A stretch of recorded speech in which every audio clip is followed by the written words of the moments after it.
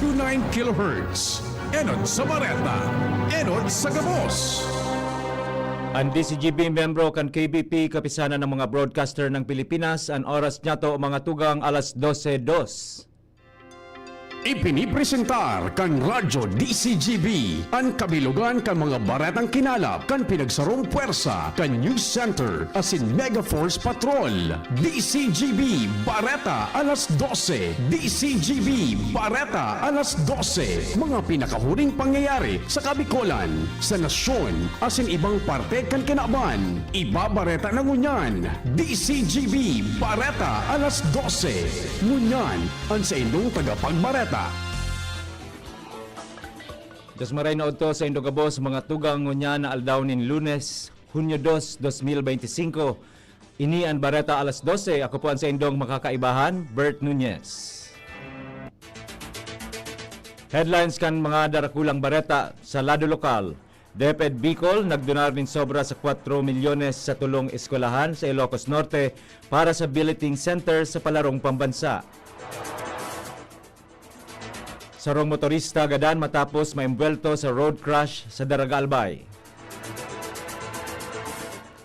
Presyo nin mga school supplies dainin aumento segun sa DTI. House Assistant Majority Leader Representative Jude Asidrek kumpiyansa na dai abandonaron kan Senado an impeachment duty.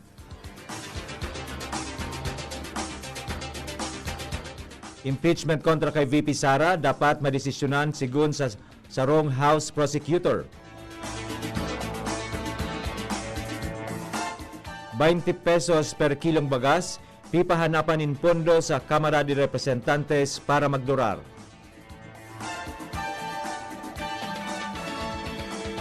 Sa ibang nasyon, 7 gadan sa pagbagsak kan duwang tulay sa Russia. Asin sa sports, Indiana Pacers makakalaban ang Oklahoma City Thunders. Mga tugang iyan po ang mga headlines, ngunyan para sa mga detalyes kan mga bareta. Ang baretang ini hatod sa Indukan. Plemex for Kids. Mommies, agapan agad ang ubo at plemang nakabara. Pambatang lagundi. Plemex! Nagdonar ang Department of Education o DepEd Bicol nin sobra sa 4 milyon pesos na kantidad sa tulong eskwelahan sa Ilocos Norte na ginamit na billeting center kan mga delegadong Bicolano na nagpartisipar sa Palarong Pambansa 2025. Sa pakingenot ni Regional Director Gilbert T. Sadsad, giniba ang turnover kan mga donasyon sa Poway Lake National High School na 3.4 milyon.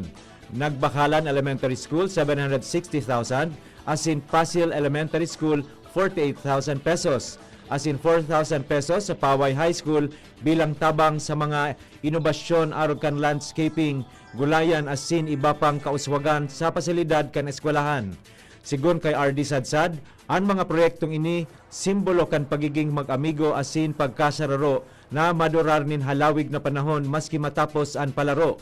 Maugma sindang naghali sa Poway dahil inako sa sinda kan mga taga-eskwelahan na may bukas na buot asin happy smile. Ang baretang ini hatod sa Indukan. Artisan Joint Supplement. Bumabagal ang galaw dahil sa joint pain at arthritis. Mag-Artisan.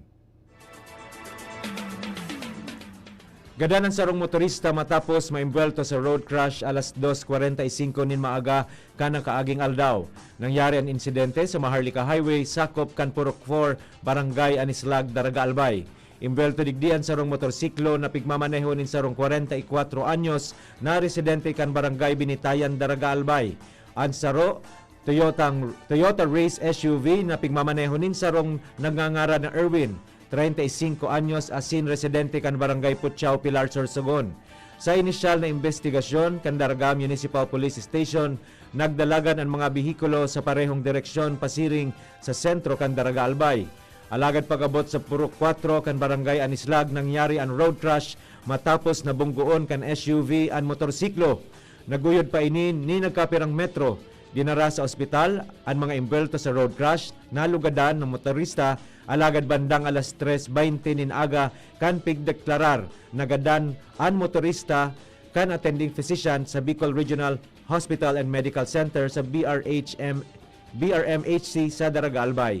Ipinairarom sa reglementary period or detention ang driver kan SUV asin inisyuhan nin citation ticket sa nakomitir na bayolasyon. Ang baretang ini hatod sa Indukan. Plemex. Pag may ubo o hika, Plemex agad. Basta lagundi, Plemex. Nailubong na ang bangkay ni Legazpi Bishop Emeritus Nestor C. Carino. Alas 9 kasubagong aga, ginibo ang Requiem Mass sa St. Gregory the Great Cathedral, Legazpi City na pinanginotan ni Most Reverend Joel Z. Bailon, ang presenteng obispo kan Legazpi Diocese, kasabay ang mga kapadean. Si Carino namundag kan Setyembre 8, 1938, asin inordenahan bilang padi kan taong 1961. Kan Marso 9, 1978, ipig-appoint ini bilang auxiliary bishop kan Legazpi. Nagsirbi bilang obispo kan Borongan magpoon 1980, sagkod 1986, asin naging elected Secretary General kan Catholic Bishops Conference of the Philippines. Taong 2005, sagkod Nobyembre 2007, nagsirbi ini bilang obispo kan Legazpi Diocese, sagkod na magretiro sa edad na 69. Katakod kay ini, hinagad ni Obispo Bong Bailon sa gabos na clergy, religious as in lay faithful, na ipadagos ang pagpangadji para sa eternal repose kan kalag ni Bishop Emeritus Carino. Ang baretang ini hatod sa Indukan. Red Horse Extra Strong. The #1 extra strong beer in the world.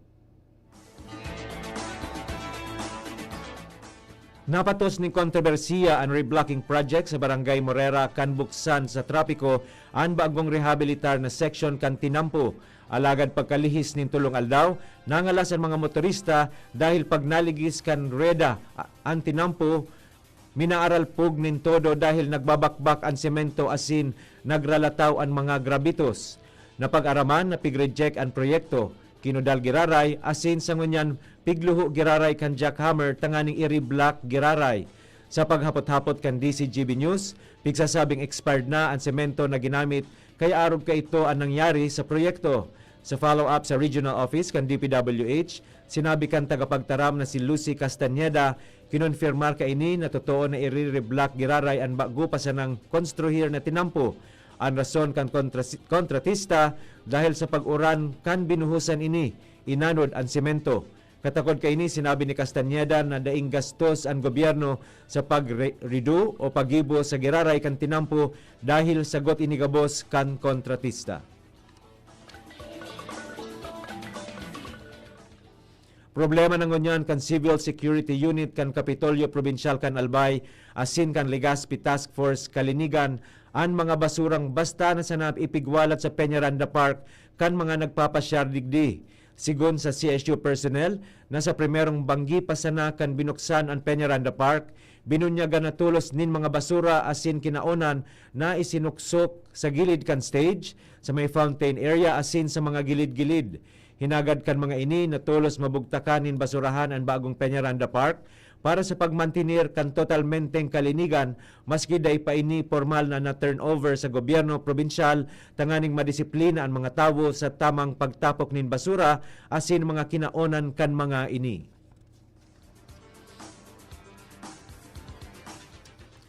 Padagos ang pinakusog na kampanya kan Police Regional Office 5 laban sa kriminalidad sa rehiyon, partikular na sa paghanap sa mga individual na may pighahampang na kasong kriminal. Ehemplo digdi ang matrayumpong pag-arestar sa most wanted person sa rehiyon kan Bicol na namidbidan sa alias na Vin, 20 anyos, asin residente kan Barangay Balite, Gloria Oriental, Mindoro. Nadakop ini sa PPA Compound Barangay Santa Clara, Batangas City. Ang operasyon pinanginutan kan Daraga Municipal Police Station, katuwang ang Provincial Intelligence Unit kan Albay Police Provincial Office, Regional Intelligence Unit 5, Provincial Intelligence Team Albay, RIU, PIT Oriental Mindoro, Gloria Municipal Police Station kan Oriental Mindoro, asin iba pang operatiba.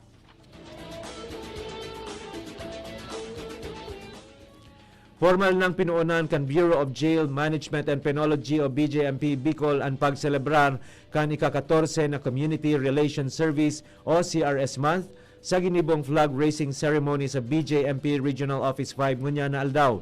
May temang ugnayan at bayanihan sa piitan sandigan ng serbisyong tunay para sa bagong Pilipinas. Katuyuhan kan selebrasyon, napakusugon ang pakikipagtabangan sa pagultanan kan BJMP, mga katuwang na ahensya, mga volunteers asin iba pang stakeholders. Tinawan doon ni Jail Senior Inspector Kenneth Gale D. Florese, Chief kan Community Relations Service Section, ang importansya kan padagos na suporta kan mga katuwang sa pagpautob kan mga programa kan BJMP na makatawo asin makabuluhang pag-ataman sa mga persons deprived of liberty. Hinagad kan mga residentes kan Purok 4 Barangay 8, Bagong Bayan, Legazpi City sa Albay Electric Cooperative o ELECO na maaksyonan ang putol na poste na kompresto pa nin gurubot na kable asin linya kan kuryente mantang inabot nin haros sarong bulan na napabayaan. Sa impormasyon na ipigpaabot kan mga residentes sa DCGB News, pigsasabi na delikado ang sitwasyon kay ni alagad sagkod sa ngunyan day panin aksyon nin ELECO. Katakod kay ni nag-apelar ang mga apektadong residente sa mga otoridad na ma-address ang nasabing problema sa lalong madaling panahon. Mga tugang iyan po ang enot na parte kan sa tuyang Bareta alas 12. Sa Bareta niya to sa Lado Nasyonal, ibang nasyon at sinibapa pagkatapos kay ni. Uni na siya! Bicol Loco Hot Air Balloon and Music Festival malang ding nasa maabot na Hunyo 14 hasta 16 sa Old Airport, Legazpi City, Albay. Hot air balloons? Check! Mayon Sunset View? Check! Kulig music, fan flows asin beats na mapasuryaw sa imo nin more? Check na check! Tapos yan, mantang nagkakaon nin sili ice cream asin nagbabayli kaibaan sa imong tropa. Mari na, imbitaran ang gabos na barkada. Mag-irilihan kita sa Bicol Loco Hot Air Balloon and Music Festival, Hunyo 14 hasta 16 sa Old Airport, Legazpi City, Albay. Pre, makinig ka muna. Payong kaibigan lang ha. Work hard, play hard. Yan ang motto ko dati. Pero nakakapagod din pala katagalan. Sa gitna ng lahat ng mga puyat, inom at pagkain ng masasarap, kasama na ang oily at fatty foods, kailangan pa ring bantayan ang kalusugan. Tamang pun ang Liverade. May Silimarin na maaring makatulong protektahan ang atay. Cheers to more good times. Be a liver lover. Mahalagang paalala, ang Liverade ay hindi gamot at hindi dapat gamitin paggamot sa anumang uri ng sakit. Ang good drinks at good food, perfect combo. Isama pa ang Liverade para sa kalusugan ng atay. Mabibili sa mga leading drugstores nationwide.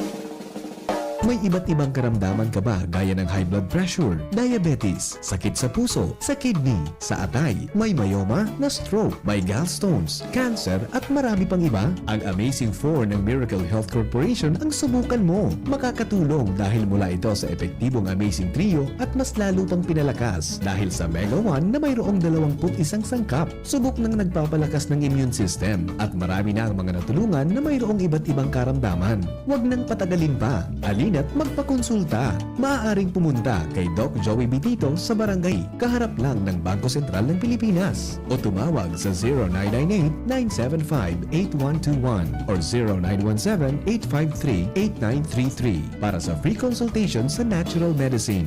Mapapanood din ang serbisyong natural, kalusugan at bayanihan sa YouTube channel at sa Facebook page na Doc Joey Bitito. Pinalawak na dialysis package, outpatient mental health, higit dobling aumento sa high-risk pneumonia at stroke benefits.